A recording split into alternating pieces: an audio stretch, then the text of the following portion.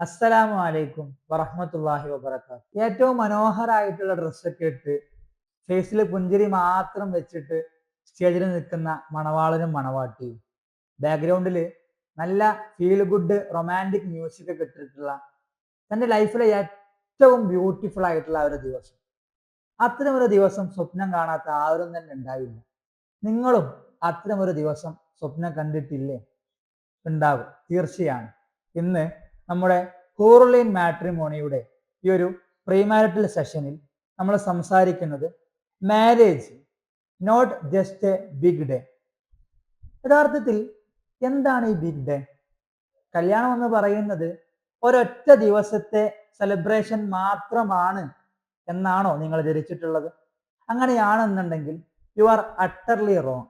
നിങ്ങൾ തീർച്ചയായിട്ടും വലിയൊരു തെറ്റിദ്ധാരണയാണ് നടത്തിയിട്ടുള്ളത്. കാരണം യഥാർത്ഥത്തിൽ കല്യാണം എന്ന് പറയുന്നത്, മാരേജ് എന്ന് പറയുന്നത് അതൊരൊറ്റ ദിവസത്തെ വൺ ഡേ സെലിബ്രേഷൻ അല്ല. മറിച്ച് പരസ്പരം അറിഞ്ഞും മനസ്സിലാക്കിയും സ്നേഹിച്ചും ഒരുമിച്ച് കെട്ടിപ്പടുക്കേണ്ട ഒരു മഹായാത്രയാണ്. ആ യാത്രയിലെ യാത്രികരാകാൻ നിങ്ങൾ ഏവരെയും ഞങ്ങൾ ക്ഷണിക്കുകയാണ്. A warm welcome to all of you dears. സത്യത്തിൽ എന്തിനാണ് ഒരു പ്രീമാരിറ്റൽ സെഷൻ? നിങ്ങളൊക്കെ ഒരുപക്ഷെ പലപ്പോഴും ചോദിക്കാതെ ചോദിച്ചിട്ടുള്ള ഒരു ചോദ്യമായിരിക്കാം. ഇതിൽ ഡ്രൈവിംഗ് അറിയുന്ന ആളുകളാണ് ബഹുഭൂരിഭാഗവും എന്നാണ് ഞാൻ കരുതുന്നത്, എന്നാണ് എൻ്റെ വിശ്വാസം. യഥാർത്ഥത്തിൽ നമ്മൾ എന്തിനാണ് ഡ്രൈവിംഗ് പഠിക്കുന്നത്? നമ്മൾ വാഹനവുമായിട്ട് റോഡിലേക്ക് ഇറങ്ങുന്ന സമയത്ത് അവിടെയും ഇവിടെയൊന്നും തട്ടിയും മുട്ടിയും പ്രശ്നങ്ങളൊന്നും ഉണ്ടാകരുത് എന്ന് കരുതിയിട്ടാണല്ലോ നമ്മൾ എന്ത് ചെയ്യുന്നത്? ഡ്രൈവിംഗ് പഠിക്കുന്നത്. അതേ രൂപത്തിൽ തന്നെ നിങ്ങളൊക്കെ വിവാഹത്തിലേക്ക് കടക്കാൻ പോകുന്ന ആളുകളാണ്. വിവാഹം കഴിച്ചതിന് ശേഷം നമ്മുടെ ഭാവി ജീവിതത്തിൽ യാതൊരു തട്ടലും മുട്ടലും ഒന്നും ഉണ്ടാവരുതേ എന്ന് കരുതിയിട്ടുള്ള ഒരു മുന്നൊരുക്കമാണ് യഥാർത്ഥത്തിൽ ഈ ഒരു പ്രീമാരിറ്റൽ സെഷൻ എന്ന് പറയുന്നത്. എന്ന് കരുതി ഡ്രൈവിംഗ് പഠിച്ച ഒരാളിൽ നിന്നും യാതൊരു സംഭവങ്ങളും ഉണ്ടാവുകയില്ല, അതല്ലെങ്കിൽ അയാളുടെ വണ്ടി എവിടെയും തട്ടോ മുട്ടോ ചെയ്യുകയില്ല എന്നല്ല. മറിച്ച് ഇനി അഥവാ ഡ്രൈവിംഗ് പഠിച്ച ആളാണെങ്കിൽ കൂടെ തൻ്റെ വാഹനത്തിന് എന്തെങ്കിലും പരിക്കോ തട്ടലോ മുട്ടലൊക്കെ ഉണ്ടായാൽ അത് എങ്ങനെ പരിഹരിക്കാം, എങ്ങനെ മനോഹരമാക്കിയിട്ട് വീണ്ടും തൻ്റെ വാഹനത്തെ കൊണ്ടുപോകാമെന്ന് അദ്ദേഹത്തിന് അറിയുമായിരിക്കും. അതേ രൂപത്തിൽ തന്നെ ഈ പ്രീമാരിറ്റൽ സെഷൻ കഴിഞ്ഞിട്ട് നിങ്ങളുടെ ജീവിതത്തിൽ യാതൊരു പ്രശ്നങ്ങളും ഉണ്ടാവുകയില്ല എന്നല്ല, മറിച്ച് ഇനി ഉണ്ടായാൽ തന്നെ അതിനെ എങ്ങനെ രമ്യമായിട്ട് പരിഹരിക്കാം എന്ന് കൂടിയാണ് നിങ്ങൾ എന്ത് ചെയ്യുന്നത്? ഇതിലൂടെ പഠിക്കുന്നത്. Actually what is really marriage means? ഈ കല്യാണം എന്ന് പറയുന്നത്, മാരേജ് എന്ന് പറയുന്നത് സത്യത്തിൽ എന്താണ് മാരേജ്? അതൊരു തരം ഇമോഷണൽ, സ്പിരിച്വൽ, പ്രാക്ടിക്കൽ പാർട്ട്ണർഷിപ്പ് ആണെന്ന് പറയും. അഥവാ ഒരുപാട് വൈകാരികമായിട്ടുള്ള നമ്മുടെ സ്നേഹം, ദേഷ്യം, ദുഃഖം, സങ്കടം തുടങ്ങിയിട്ടുള്ള നിരവധി വികാരങ്ങൾ അടങ്ങിയിട്ടുള്ള ഇമോഷണൽ ആയിട്ടുള്ള, അതോടുകൂടെ തന്നെ സ്പിരിച്വൽ ആയിട്ടുള്ള, ഒരു തരം മോറൽ ആയിട്ടുള്ള, നമ്മുടെ ആത്മീയമായിട്ടുള്ള, അതോടുകൂടെ തന്നെ ഒരു പ്രാക്ടിക്കൽ പാർട്ട്ണർഷിപ്പാണത്. നമുക്ക് ഒരുപക്ഷെ ഒരാളുടെ സ്നേഹം ഉണ്ടായിരിക്കാം, ഒരാളുടെ ദേഷ്യം ഉണ്ടായിരിക്കാം, പല വികാരങ്ങളും ഉണ്ടായിരിക്കാം. എന്ന് കരുതി ആ സ്നേഹത്തെ പ്രകടിപ്പിക്കുമ്പോഴാണ്, പ്രാക്ടിക്കൽ തലത്തിലേക്ക് കൊണ്ടുവരുമ്പോഴാണ് യഥാർത്ഥത്തിൽ ഒരു മനോഹരമായിട്ടുള്ള ബന്ധം ഉണ്ടാവുന്നത്. നമുക്ക് നമ്മുടെ ഭാര്യയെ അല്ലെങ്കിൽ നമ്മുടെ ഉമ്മയെ ഉപ്പയൊക്കെ ഒരുപാട് സ്നേഹമുണ്ട് എന്നുണ്ടെങ്കിൽ പോലും ആ സ്നേഹം പ്രകടിപ്പിക്കാൻ ഒരു പക്ഷെ നമുക്ക് സാധിച്ചോളണമെന്നില്ല. ആ സ്നേഹത്തെ പ്രകടിപ്പിക്കുമ്പോഴാണ് മനോഹരമായിട്ടുള്ള ഒരു ജീവിതം കെട്ടിപ്പടുക്കപ്പെടുന്നത്. It's not just romance. അതൊരു റൊമാൻസ് മാത്രമല്ല, മറിച്ച് അതിലുപരി ഇറ്റ്സ് എ കമ്പാനിയൻഷിപ്പ്. അതൊരു കൂട്ടുകൂടലാണ്. നമ്മുടെ കല്യാണം എന്ന് പറയുന്നത് അതൊരു കൂട്ടുകൂടലാണ്, ഒരു റെസ്പോൺസിബിലിറ്റിയാണ്, ഉത്തരവാദിത്തമാണ്. അതോടുകൂടെ തന്നെ നമ്മുടെ പേഴ്സണൽ ഗ്രോത്ത് കൂടിയാണ്. യഥാർത്ഥത്തിൽ നമ്മുടെ വിവാഹത്തിലേക്ക് നമ്മൾ കടക്കുന്ന സമയത്ത് നമുക്ക് നമ്മുടെ എല്ലാ സങ്കടങ്ങളും എല്ലാ സന്തോഷങ്ങളും പങ്കുവെക്കാനുള്ള ഒരു പങ്കാളിയെ കൂടിയാണ് കിട്ടുന്നത്. അല്ലാതെ കേവലം റൊമാൻസ് എന്നുള്ളത് മാത്രമല്ല, അതിലുപരി നമുക്ക് താങ്ങും തണലുമായിട്ട് നിൽക്കുന്ന നല്ലൊരു കമ്പാനിയൻ. അതോടുകൂടെ തന്നെ നമുക്ക് ഇനി ഒരുപാട് കാര്യങ്ങൾ ചെയ്യുവാനുണ്ട് തുടങ്ങിയിട്ടുള്ള ഒരുപാട് ഉത്തരവാദിത്തങ്ങൾ കൂടിയാണ് എന്ത് ചെയ്യുന്നത്, അതോടുകൂടെ നമുക്ക് ഉണ്ടായിത്തീരുന്നത്. പൊതുവെ നമ്മൾ വിവാഹത്തെ കുറിച്ച് പറയപ്പെടാറുള്ള ചില മിത്തുകളുണ്ട്. അതിൽ പ്രധാനപ്പെട്ട ഒന്നാണ് ലവ് ഈസ് എനഫ്. എന്ത് തന്നെയായാലും ലവ് ഉണ്ടായാൽ മതി, ലവ് എനഫാണ്, മറ്റെല്ലാ കാര്യങ്ങളും ഓക്കെ ആണെന്ന് പറയപ്പെടാറുള്ള ഒരു വലിയ മിത്തുണ്ട്. യഥാർത്ഥത്തിൽ എന്താണ് ലവ് എന്ന് പറയുന്നത്? പലപ്പോഴും പറയപ്പെടാറുണ്ട്, ഈ സ്നേഹം എന്ന് പറയുന്നതിനെ ഒരു വസ്തുവിലേക്ക് നമുക്ക് പ്രൊജക്റ്റ് ചെയ്യാൻ പറ്റില്ല എന്നൊക്കെ പറയുന്ന ആളുകളുണ്ട്.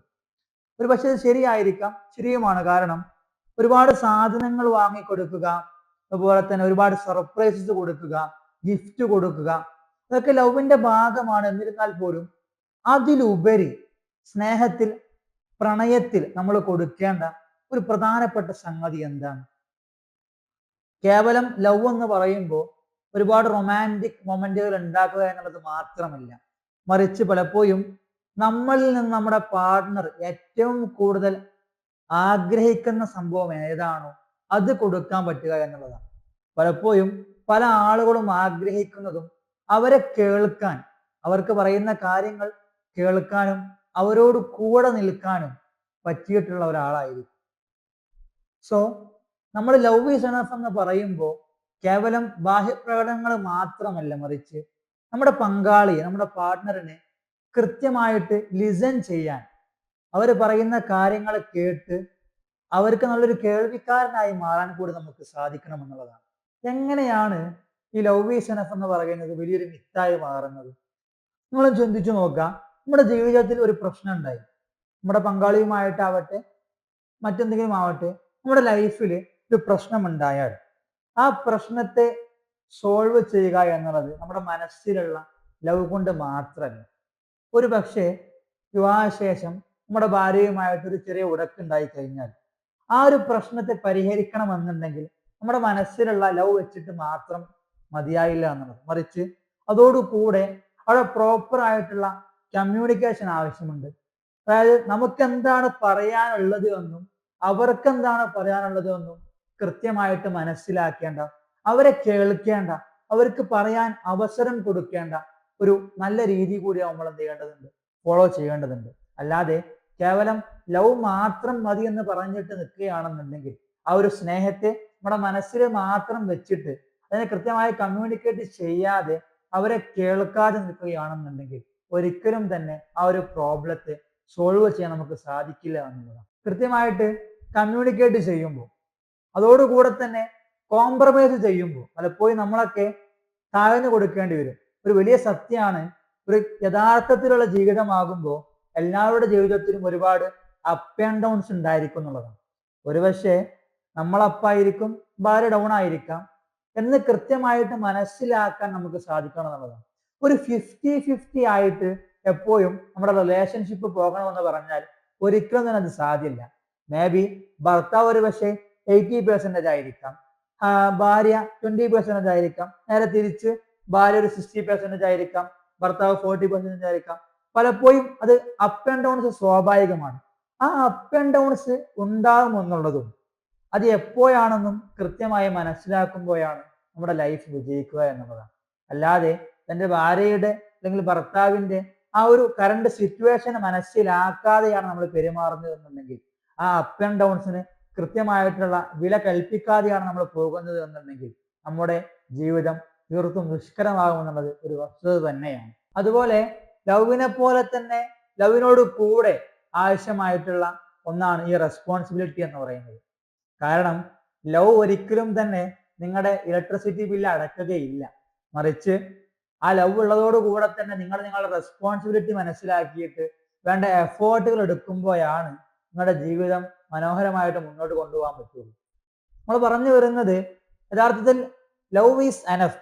ഈ ലവ് അതല്ലെങ്കിൽ സ്നേഹം മാത്രം മതി എന്നുള്ളതല്ല, മറിച്ച് സ്നേഹം വേണം, തീർച്ചയായിട്ടും ലവ് അത്യന്താപേക്ഷിതമാണ്. പക്ഷേ അതോട് കൂടെ തന്നെ ട്രസ്റ്റ്, കമ്പാനിയൻഷിപ്പ്, അതുപോലെ തന്നെ റെസ്പോൺസിബിലിറ്റീസ്, എഫേർട്ടുകൾ, കമ്മിറ്റ്മെന്റ് തുടങ്ങിയിട്ടുള്ള മറ്റു പല ഘടകങ്ങൾ കൂടി ചേരുമ്പോഴാണ് യഥാർത്ഥത്തിൽ നമ്മുടെ ജീവിതം ഏറ്റവും മനോഹരമായിട്ട് മാറുക എന്ന്. മാരേജിനെ കുറിച്ച് പറയപ്പെടാറുള്ള മറ്റൊരു മിത്താണ് marriage will solve my loneliness, അഥവാ കല്യാണം കഴിച്ചാൽ എൻ്റെ ഏകാന്തത മാറിക്കിട്ടുമെന്ന് പറയുന്ന ഒരു മിത്ത്. യഥാർത്ഥത്തിൽ ഒരു മനുഷ്യൻ ഏകാന്തത അനുഭവിക്കുന്നത് മെന്റലിയാണ്.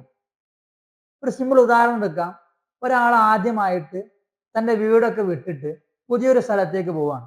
പുതിയ വീടാണ്, പുതിയ ആളുകളാണ്, പുതിയ പട്ടണമാണ്, എല്ലാം പുതിയതാണ്. അതല്ലെങ്കിൽ ഒരു കുട്ടി ആദ്യമായിട്ട് തൻ്റെ സ്കൂളിലേക്ക് പോവുകയാണ്. തൻ്റെ അമ്മ അല്ലെങ്കിൽ അച്ഛൻ എന്ത് ചെയ്യുന്നു? ആ കുട്ടിയെ സ്കൂളിൽ പോയി ചേർക്കുന്നുണ്ട്. എന്നിരുന്നാൽ പോലും ഒരു പക്ഷേ ആ ആദ്യ ദിവസങ്ങളിലൊക്കെ ആ മനുഷ്യന്, വീട് മാറി പോയിട്ടുള്ള ആ വ്യക്തിക്ക് ഒരു ഏകാന്തത അനുഭവപ്പെടും. സ്വാഭാവികമായിട്ടും തീർച്ചയായിട്ടും അയാൾക്ക് ചുറ്റും ഒരുപാട് ആളുകൾ ഉണ്ടായിരിക്കാം, അയൽവാസികൾ ഉണ്ടായിരിക്കാം. അതേപോലെ തന്നെ ആ കുട്ടിക്ക് സ്കൂളിൽ മറ്റൊരുപാട് കുട്ടികളുണ്ട്, ടീച്ചേഴ്സ് ഉണ്ട്, അധ്യാപകരൊക്കെ ഉണ്ട്. എന്നിരുന്നാൽ പോലും ആ കുട്ടിയും ആ വ്യക്തിയൊക്കെ അനുഭവിക്കുന്ന ഒരു തരം ഫീലിംഗ് ഉണ്ടായിരിക്കും, ഒരു ലോൺലിനെസ്. അതായത് യഥാർത്ഥത്തിൽ നമ്മൾ ഫിസിക്കലി അല്ല ഏകാന്തനായി മാറുന്നത്. സോ മോർ ദാൻ ഫിസിക്കലി എന്നതിലപ്പുറം മെന്റലി ആണ് നമ്മുടെ കൂടെ ഒരാൾ ഉണ്ടാവേണ്ടത് എന്നുള്ളത്. പലപ്പോഴും വിവാഹം കഴിഞ്ഞിട്ടുള്ള ആളുകൾ ഉണ്ടായിരിക്കാം, കൂടെ നല്ല സ്നേഹനിധിയായിട്ടുള്ള ഒരു ഭർത്താവ് ഉണ്ടായിരിക്കാം, മക്കളൊക്കെ ഉണ്ടായിരിക്കാം.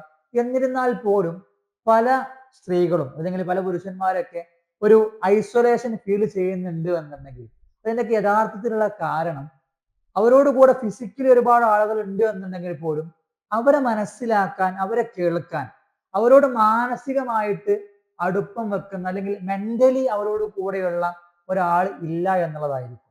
സോ നമ്മുടെ മാരേജ് ആകുമ്പോൾ അവിടെയൊക്കെ ഏറ്റവും ആദ്യം ഉണ്ടാവേണ്ടത് അണ്ടർസ്റ്റാൻഡിങ് എന്നുള്ളതാണ്. അഥവാ നമ്മുടെ ഭാര്യക്ക്, നമ്മുടെ ഭർത്താവിന് എന്താണ് ആവശ്യമായിട്ടുള്ളത്, അവരുടെ നീഡ് എന്താണെന്ന് മനസ്സിലാക്കിയിട്ട് അവരുടെ കൂടെ മെന്റലി സപ്പോർട്ട് ചെയ്യാൻ, അവരോട് കൂടെ കമ്മ്യൂണിക്കേറ്റ് ചെയ്യാൻ, അവർക്ക് വേണ്ട എഫേർട്ടുകൾ എടുക്കാൻ, അവരെ മനസ്സിലാക്കാൻ, അവരെ കേൾക്കാൻ, അത്തരത്തിലുള്ള ഒരു കമ്പാനിയനാണ് നമ്മളൊക്കെ ആഗ്രഹിക്കുന്നതും. അത്തരത്തിലുള്ള ഒരു പങ്കാളി നമ്മുടെ ജീവിതത്തിൽ വരുമ്പോഴാണ് നമ്മുടെ ജീവിതം ഏറ്റവും മനോഹരമായി മാറുന്നതും നമുക്ക് ഭയക്കുന്ന ആ ഏകാന്തത നമ്മുടെ ജീവിതത്തിൽ നിന്ന് ഇല്ലാതാകുന്നത്. What marriage needs? യഥാർത്ഥത്തിൽ ഒരു വിവാഹമാകുമ്പോൾ, ഒരു വൈവാഹിക ജീവിതമാകുമ്പോൾ ഏറ്റവും ആദ്യം വേണ്ടത് കമ്മ്യൂണിക്കേഷൻ ആണ്. ഒരു പ്രോപ്പർ ആയിട്ടുള്ള കമ്മ്യൂണിക്കേഷൻ ഭാര്യയുടെയും ഭർത്താവിൻ്റെയും ഇടയിൽ ഉണ്ടാകുമ്പോഴാണ് അവരുടെ പ്രശ്നങ്ങൾ കൃത്യമായിട്ട് സോൾവ് ചെയ്യപ്പെടുന്നത്, അതിനെ ഐഡന്റിഫൈ ചെയ്യപ്പെടുന്നത്, അതിന് വേണ്ട സൊല്യൂഷൻസ് കൊടുക്കപ്പെടുന്നതൊക്കെ കൃത്യമായിട്ടുള്ള ആ കമ്മ്യൂണിക്കേഷൻ ഉണ്ടാകുമ്പോൾ മാത്രമാണ് എന്നുള്ളതാണ്. കാരണം പലപ്പോഴും ഞങ്ങളൊക്കെ അനുഭവിച്ചറിഞ്ഞിട്ടുണ്ടായിരിക്കും, നമുക്ക് നമ്മുടെ സുഹൃത്തിനോടോ അല്ലെങ്കിൽ നമ്മുടെ അധ്യാപകരോടോ നമ്മുടെ ഉപ്പയോടോ ഉമ്മയോടോ ഒക്കെ എന്തെങ്കിലും ഒരു കാര്യം പറയാനുണ്ടായിരിക്കും. പക്ഷെ നമ്മളത് പറയാതെ മനസ്സിൽ തന്നെ കൊണ്ടു നടന്നിട്ട് ഒരുപാട് വീർപ്പുമുട്ടുന്ന സാഹചര്യം ഉണ്ടായിരിക്കാം. എന്നാൽ ഒരു നിമിഷം നമ്മൾ അതൊക്കെ തുറന്ന് പറഞ്ഞിട്ട് ആ സമയത്ത് നമുക്ക് കിട്ടുന്നൊരു മനസ്സമാധാനം ഉണ്ടായിരിക്കും, ഒരു സന്തോഷം ഉണ്ടായിരിക്കും, അല്ലെ? അതേ രൂപത്തിൽ തന്നെ നമ്മുടെ ഭാര്യയോടോ ഭർത്താവിനോടോ എന്തെങ്കിലും കാര്യം പറയാനുണ്ട് എന്നുണ്ടെങ്കിൽ, നമ്മുടെ മനസ്സിൽ നമ്മൾ എന്തെങ്കിലും ഉള്ളിൽ ഒതുക്കിക്കൊണ്ട് നടക്കുന്നുണ്ട് എന്നുണ്ടെങ്കിൽ, ഇനി അത് തന്നെയാണോ നമുക്ക് എന്തെങ്കിലും ഒരു സങ്കടമോ പ്രയാസമോ ഒക്കെ ഉണ്ട് എന്നുണ്ടെങ്കിൽ പോലും അതൊന്ന് മനസ്സ് തുറന്ന് പറയാൻ നമുക്ക് സാധിക്കണം എന്നുള്ളതാണ്. കാരണം അങ്ങനെ പറയുമ്പോഴാണ് നമ്മുടെ കമ്പാനിയൻ, നമ്മുടെ പങ്കാളി, നിങ്ങൾ നോക്കട്ടെ മനോഹരമായിട്ടുള്ള വാക്കാണത്, ഒരു പാർട്ട്ണർ എന്ന് പറയുന്നത്. നമ്മുടെ എല്ലാ സാഹചര്യങ്ങളിലും നമ്മുടെ കൂടെ ഉണ്ടാവുന്ന, നമുക്ക് പങ്കാളിയായിട്ട്, നമുക്ക് എന്ത് വികാരങ്ങളാണെന്നുണ്ടെങ്കിലും, നമുക്ക് ഏത് അവസ്ഥയാണെന്നുണ്ടെങ്കിലും ആ അവസ്ഥയിൽ നമ്മോട് കൂടെ പങ്കുചേരാനുള്ള ഒരു പങ്കാളി ഉണ്ടാകുമ്പോഴല്ലേ നമുക്ക് ഏറ്റവും കൂടുതൽ കമ്മ്യൂണിക്കേറ്റ് ചെയ്യാൻ, ഏറ്റവും കൂടുതൽ കാര്യങ്ങൾ തുറന്നു പറയാൻ ഒരു അവസരം ഉണ്ടാകുന്നു. കമ്മ്യൂണിക്കേഷനോട് കൂടെ തന്നെ നമുക്ക് വേണ്ട മാരേജിന് ആവശ്യമായിട്ടുള്ള മറ്റൊരു പ്രധാനപ്പെട്ട ഘടകമാണ് പേഷ്യൻസ് എന്ന് പറയുന്നത്, അഥവാ ക്ഷമ. പലപ്പോഴും നമുക്കൊക്കെ ഇല്ലാതെ പോകുന്ന ഒരു ഘടകവും അത് തന്നെയാണല്ലേ. എന്ത് തന്നെയാണെന്നുണ്ടെങ്കിലും നമ്മൾ എടുത്തു ചാടി എന്തും ചെയ്യുന്നതിന് മുന്നേ അതിനെക്കുറിച്ച് ചിന്തിക്കാനും മനസ്സിലാക്കാനൊക്കെയുള്ള ഒരു ക്ഷമ നമുക്കൊക്കെ വേണം എന്നുള്ളതാണ്. ഉമർ ഇബ്നുൽ ഖത്താബ് തങ്ങൾ പറയുന്നുണ്ട്, യഥാർത്ഥത്തിൽ ഒരു വൈവാഹിക ജീവിതത്തിൽ ഭർത്താവ് തീയാണെന്നുണ്ടെങ്കിൽ ഭാര്യ വെള്ളമാകണമെന്നുള്ളതാണ്. ഇനി അതല്ല, ഭാര്യ തീയാണെന്നുണ്ടെങ്കിൽ ഭർത്താവ് വെള്ളമാകണമെന്നുള്ളതാണ്. കത്തിയാളുന്ന തൻ്റെ ഭർത്താവിനെ കെടുത്താനുള്ള തണുപ്പുള്ള വെള്ളമായിരിക്കണം ഒരു ഭാര്യ എന്നുള്ളതാണ്.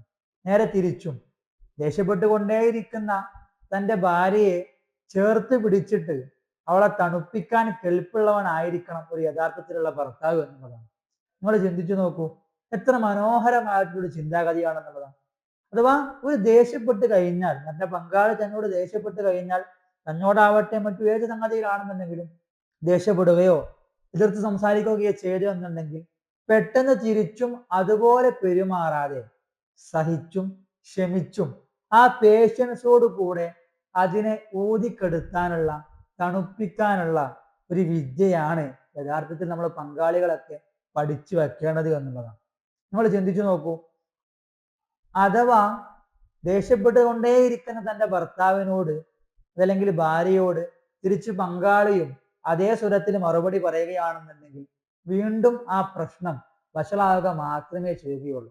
ഇനി അതല്ല, അതേസമയം നമ്മൾ പുഞ്ചിരിച്ചുകൊണ്ട് അതെല്ലാം കേട്ടിട്ട് മിണ്ടാതിരിക്കുകയാണെന്നുണ്ടെങ്കിൽ ഒരു പക്ഷേ അവർ തന്നെ പിന്നീട് ഇങ്ങോട്ട് വന്നിട്ട് പറയും, സോറി ട്ടോ, ഒരിക്കലും ചെയ്യാൻ പാടില്ലായിരുന്നു, എന്റെ സാഹചര്യം അങ്ങനെ ആയിരുന്നു എന്ന് പറഞ്ഞിട്ട് നമ്മോട് വന്നിട്ട് സംസാരിക്കുന്ന അത്തരം മനോഹരമായിട്ടുള്ള സുന്ദരമായിട്ടുള്ള ഒരു വൈവാഹിക ജീവിതമല്ലേ നമ്മളൊക്കെ സ്വപ്നം കാണുന്നത്.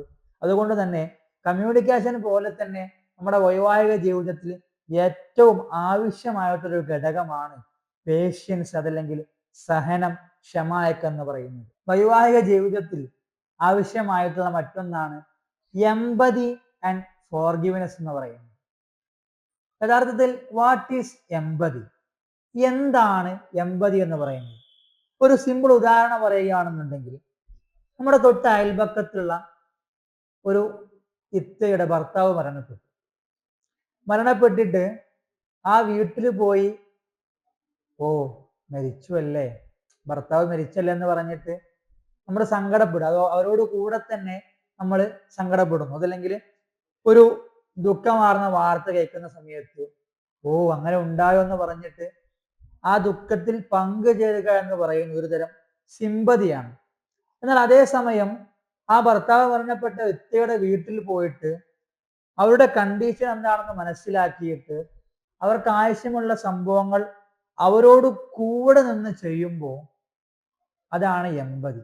അതേ രൂപത്തിൽ നമ്മുടെ പാർട്ട്ണറിന്, നമ്മുടെ ഭാര്യയ്ക്ക്, ഭർത്താവിന് എന്തെങ്കിലും ഒരു പ്രശ്നം ഉണ്ട് എന്നുണ്ടെങ്കിൽ, ഒരു പ്രയാസം ഉണ്ട് എന്നുണ്ടെങ്കിൽ അതിൽ സിമ്പതി കൊള്ളുന്നതിലപ്പുറം യഥാർത്ഥത്തിൽ അവരുടെ പ്രശ്നത്തിന്റെ കോർ എന്താണ്, അതിന്റെ കാതൽ എന്താണെന്ന് മനസ്സിലാക്കിയിട്ട് അവരോട് കൂടെ നിന്നിട്ട് അവരെ ചേർത്ത് പിടിച്ചിട്ട് അവർക്ക് വേണ്ട പ്രശ്നങ്ങൾ, അവർക്ക് വേണ്ട പരിഹാരത്തെ നിർദ്ദേശിക്കാൻ സാധിക്കണം എന്നുള്ളതാണ്.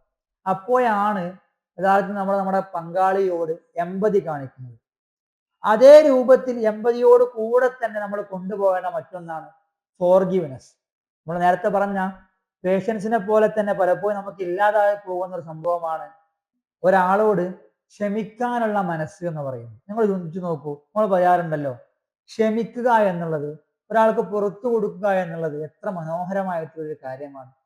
കാരണം നമ്മൾ ഒരുപാട് പ്രയാസപ്പെടുത്തിയിട്ടുണ്ട് എന്നുണ്ടെങ്കിൽ പോലും അവരോട് ആ ദേഷ്യമൊന്നും കാണിക്കാതെ നമ്മൾ അവരോടൊരു മധുരപ്രതികാരം നടത്തുന്നതല്ലേ, നമ്മൾ അവരോട് ഒരു മധുരപ്രതികാരം നടത്തുന്നതല്ലേ ഏറ്റവും ഉചിതമായിട്ടുള്ള സംഗതി.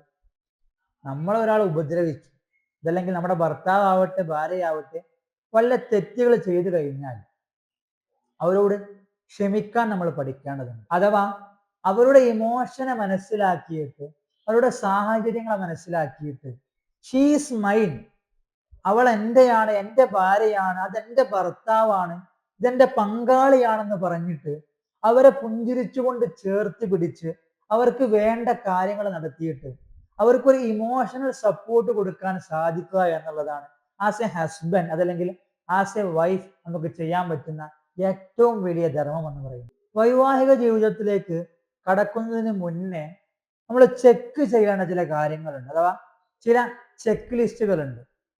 ഏതെല്ലാമാണ് ആ ചെക്ക് ലിസ്റ്റുകൾ എന്ന് പറയുന്നതിന് മുന്നേ എന്തിനാണ് നമ്മുടെ പ്രീ മാരിറ്റലായിട്ട് അഥവാ വിവാഹത്തിലേക്ക്, മാരേജിന് മുന്നേ നമ്മൾ ഈ ചെക്ക് ലിസ്റ്റ് ഉണ്ടാക്കുന്നതെന്ന് ചോദിച്ചാൽ അതിന് പല കാരണങ്ങളുണ്ട്. ആദ്യമായിട്ട് ക്ലാരിഫൈസ് എക്സ്പെക്ടേഷൻ, അഥവാ നമുക്ക് ഒരുപാട് എക്സ്പെക്ടേഷൻസ് ഉണ്ടായിരിക്കും അല്ലെ, ഒരുപാട് പ്രതീക്ഷകൾ ഉണ്ടായിരിക്കാം. എൻ്റെ ഭർത്താവ് ഇങ്ങനെയായിരിക്കും, എൻ്റെ ഭാര്യ എങ്ങനെയായിരിക്കും എന്നൊക്കെ പറഞ്ഞിട്ട് ഒരുപാട് എക്സ്പെക്ട് ചെയ്യാൻ, നമ്മൾ നേരത്തെ ആദ്യം പറഞ്ഞിട്ടുള്ള ആ ഒരു ഡ്രീം കാണാത്ത ആളുകൾ ആരും തന്നെ ഉണ്ടായിരിക്കില്ല. പക്ഷേ നമ്മൾ വിവാഹത്തിന് മുന്നേ നമ്മൾ ആ ഒരു റിയാലിറ്റിയിലേക്ക് എത്തിയാൽ, ആ ചെക്ക് ലിസ്റ്റ് നടത്തിയാൽ, നമുക്ക് നമ്മുടെ എക്സ്പെക്ടേഷൻസ് നമുക്ക് എന്ത് ചെയ്യാൻ പറ്റും, കറക്റ്റ് ആയിട്ട് ക്ലാരിഫൈ ചെയ്യാൻ പറ്റും. അതോടുകൂടെ തന്നെ it can prevent the conflicts. അഥവാ നമ്മൾ ഇത്തരത്തിലുള്ളൊരു ചെക്ക് ലിസ്റ്റ് നടത്തി കഴിഞ്ഞാൽ നമ്മുടെ ജീവിതത്തിൽ ഉണ്ടായേക്കാവുന്ന കോൺഫ്ലിക്റ്റുകൾ നമുക്ക് എന്ത് ചെയ്യാൻ പറ്റും, പ്രിവെന്റ് ചെയ്യാൻ പറ്റും എന്നുള്ളതാണ്. അതായത് ഒരുപാട് എക്സ്പെക്ട് ചെയ്തിട്ട് വിവാഹം കഴിച്ചു, ഒരുപാട് എക്സ്പെക്ടേഷൻസ് ഉണ്ട്.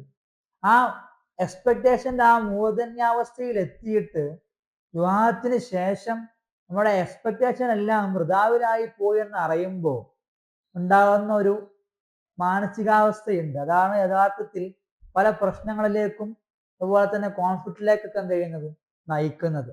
സോ അതിനെയെല്ലാം ആദ്യമേ കൃത്യമായി മനസ്സിലാക്കിയിട്ട് ചെക്ക് ലിസ്റ്റ് നടത്തിയിട്ടുണ്ട് എന്നുണ്ടെങ്കിൽ ആ ഒരു പ്രശ്നത്തെ നമുക്ക് എന്ത് ചെയ്യാൻ പറ്റും, ഉണ്ടാകുന്നതിന് മുന്നേ നമുക്കതിനെ തടയാൻ പറ്റുമെന്നുള്ളതാണ്. മൂന്നാമതായിട്ട് ഒരു ഇമോഷണൽ തയ്യാറെടുപ്പ് നമുക്ക് എടുക്കാൻ പറ്റും എന്നുള്ളതാണ്. അഥവാ നമ്മൾ നമ്മുടെ ഭർത്താവിനെ കുറിച്ച്, ഭർത്താവിന്റെ സ്വഭാവം, നമ്മുടെ ഭാര്യയുടെ സ്വഭാവം കൃത്യമായിട്ട് അറിയാതെ, അല്ലെങ്കിൽ ഈ ചെക്ക് ലിസ്റ്റ് നടത്താതെയാണ് നമ്മൾ പോകുന്നത് എന്നുണ്ടെങ്കിൽ നമുക്കൊരിക്കലും തന്നെ മാനസികമായിട്ട് പ്രിപ്പയർ ചെയ്യാൻ പറ്റില്ല. കാരണം നമ്മൾ ആ ഒരു എക്സ്പെക്ടേഷന്റെ ലോകത്തായിരിക്കും, ആ ഒരു ഫാന്റസി വേൾഡിലായിരിക്കും നമ്മൾ ഉണ്ടായിരിക്കുക. സോ നമ്മൾ ചെക്ക് ലിസ്റ്റ് നടത്തിയിട്ടുണ്ട് എന്നുണ്ടെങ്കിൽ നമുക്ക് ഇമോഷണലി, മെന്റലി നമുക്ക് എന്ത് ചെയ്യാൻ പറ്റും, കൃത്യമായിട്ട് തയ്യാറെടുക്കാൻ, റെഡിയാകാൻ പറ്റും എന്നുള്ളതാണ്.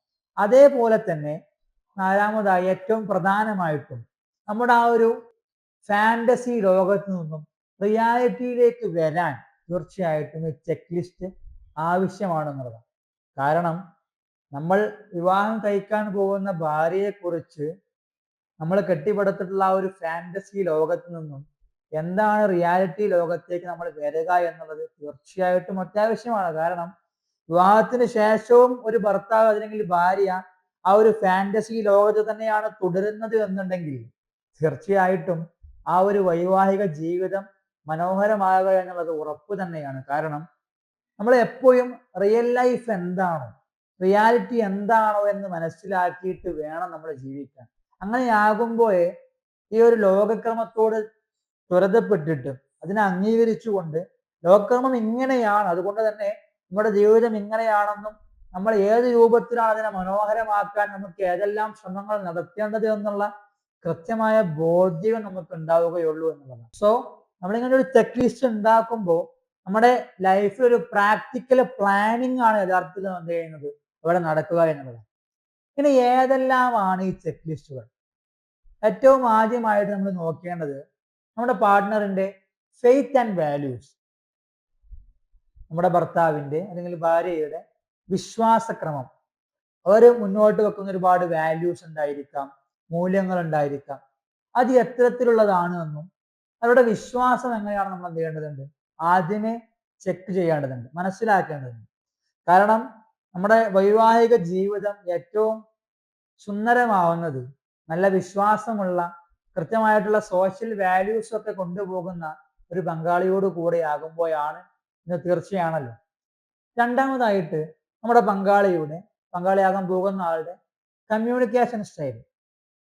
നമ്മളെ കേൾക്കാനും നമ്മോട് നല്ല രീതിയിൽ സംസാരിക്കാനും പറ്റുന്ന ആളാണോ നമ്മൾ തീർച്ചയായിട്ടും ആദ്യമേ നോക്കേണ്ടതുണ്ട്. കാരണം അതൊന്നും നോക്കാതെ നമ്മുടെ പങ്കാളിയുടെ കമ്മ്യൂണിക്കേഷൻ ഏത് രൂപത്തിലാണെന്ന് പോലും മനസ്സിലാക്കാതെയാണ് നമ്മൾ വിവാഹം കഴിക്കുന്നത് എന്നുണ്ടെങ്കിൽ മേ ബി ഒരു പക്ഷേ നമ്മുടെ ആ ഒരു എക്സ്പെക്ടേഷൻ എന്ന് വേണ്ട, നമ്മൾ ആഗ്രഹിക്കുന്ന രൂപത്തിൽ നമ്മോട് കമ്മ്യൂണിക്കേറ്റ് ചെയ്യാൻ സാധിക്കാത്ത ഒരു പങ്കാളിയാണ് എന്നുണ്ടെങ്കിൽ തീർച്ചയായിട്ടും നമ്മുടെ തുടർന്നുള്ള ജീവിതം ദുഃഖകരമായിരിക്കുമെന്ന് ഉറപ്പ് തന്നെയാണ്. മറ്റൊന്നാണ് നമ്മുടെ പങ്കാളിയുടെ കരിയർ ഗോൾസ് ആൻഡ് അംബിഷൻ. വെറുതെ ഇങ്ങനെ പാട്ടും പാടി നടക്കുക എന്നത് അപ്പുറം കൃത്യമായിട്ട് എൻ്റെ ജീവിതത്തിൽ എനിക്ക് ഒരുപാട് കാര്യങ്ങൾ ചെയ്യേണ്ടതുണ്ട്, എൻ്റെ കരിയർ ഇങ്ങനെ ആയിരിക്കണം എന്നൊക്കെ ഒരു ബോധ്യമുള്ള ഒരു പങ്കാളിയായിട്ട് നമ്മൾ തീർച്ചയായിട്ടും സെലക്ട് ചെയ്യേണ്ടത്. കൃത്യമായിട്ട് അംബീഷൻസ് ഉള്ള, ആഗ്രഹങ്ങളുള്ള, താല്പര്യങ്ങളുള്ള, കരിയറിനെ കുറിച്ച് ബോധമുള്ള, ഭാവിയെക്കുറിച്ച് ചിന്തിക്കുന്ന ഒരു പങ്കാളിയെ ആയിരിക്കണം നമ്മൾ തീർച്ചയായിട്ടും തിരഞ്ഞെടുക്കേണ്ടത്. അതുപോലെ തന്നെ നമ്മൾ ചെക്ക് ലിസ്റ്റ് നടത്തുന്ന മറ്റൊന്നാണ് നമ്മുടെ പങ്കാളിയുടെ വ്യൂസ് ഇൻ പാരന്റിങ്. എങ്ങനെയാണ് രക്ഷാകർതൃത്വത്തിൽ നമ്മുടെ പങ്കാളി, അതേക്കുറിച്ചുള്ള അദ്ദേഹത്തിന്റെ അല്ലെങ്കിൽ അവരുടെ ചിന്ത എന്താണെന്നുള്ളത്, അവരെങ്ങനെ അതിനെ നോക്കിക്കാണുക എന്നുള്ളത്. നമ്മൾ ഇങ്ങനെയായിരിക്കും നമ്മുടെ കുട്ടികളെ വളർത്തുക, ഈ രൂപത്തിൽ നമ്മൾ കൊണ്ടുപോകേണ്ടത് തുടങ്ങിയിട്ടുള്ള ആ ഒരു പാരന്റിങ്, രക്ഷാകർതൃത്വത്തിൽ നമ്മുടെ പങ്കാളി എത്രത്തോളം ബോധവാനാണ് അല്ലെങ്കിൽ ബോധവതിയാണ് നമ്മൾ എന്ത് ചെയ്യേണ്ടതുണ്ട്, ആദ്യമേ ചെക്ക് ലിസ്റ്റ് നടത്തേണ്ടതുണ്ട്. മറ്റൊന്നാണ് അവരുടെ മെന്റൽ ആൻഡ് ഫിസിക്കൽ ഹെൽത്ത് എന്ന് പറയുന്നത്. തീർച്ചയായിട്ടും ഒരു പക്ഷേ ഫിസിക്കൽ ഹെൽത്തിന് ഉപരി നമ്മൾ ഏറ്റവും കൂടുതൽ ശ്രദ്ധിക്കേണ്ടത് നമ്മുടെ പങ്കാളിയുടെ മെന്റൽ ഹെൽത്തിനെ കുറിച്ചാണ്. മെന്റലി അവർ സ്ട്രോങ് ആണോ, അതല്ലെങ്കിൽ മെന്റലി അവരെങ്ങനെയാണ് നമ്മൾ തീർച്ചയായിട്ടും അവർ ഹെൽത്ത് ആണോ, മെന്റലി അവർ സൗണ്ട് ആണോ നമ്മൾ എന്ത് ചെയ്യേണ്ടതുണ്ട്, മനസ്സിലാക്കേണ്ടതുണ്ട്. ആ മെന്റലി സൗണ്ട് ആണോ എന്ന് മനസ്സിലാക്കിയതിന് ശേഷമായിരിക്കും നമ്മൾ ഫിസിക്കലി നോക്കേണ്ടത്. കാരണം ഒരു പക്ഷേ ഫിസിക്കലി ഫിറ്റ് ആയിട്ടുള്ള ആളുകൾ പോലും ഒരു പക്ഷേ മെന്റലി ഹെൽത്തി ആയിക്കൊള്ളണമെന്നില്ല. തീർച്ചയായിട്ടും രണ്ടുപേരും മെന്റലി ഹെൽത്തി ആകുമ്പോഴാണ്. അല്ലാതെ ഒരു പക്ഷേ ഫിസിക്കലി അവർ ഒരു പക്ഷേ ഹെൽത്തി ആയിരിക്കാം എന്ന് കരുതി മെന്റലി നമുക്ക് വേണ്ട സപ്പോർട്ട് തരാൻ പ്രാപ്തിയില്ലാത്ത ഒരു പാർട്ട്ണർ ആണെന്നുണ്ടെങ്കിൽ തീർച്ചയായിട്ടും അത് നല്ലൊരു ജീവിതമായിരിക്കില്ല നമുക്ക് സമ്മാനിക്കുക എന്നുള്ളതാണ്.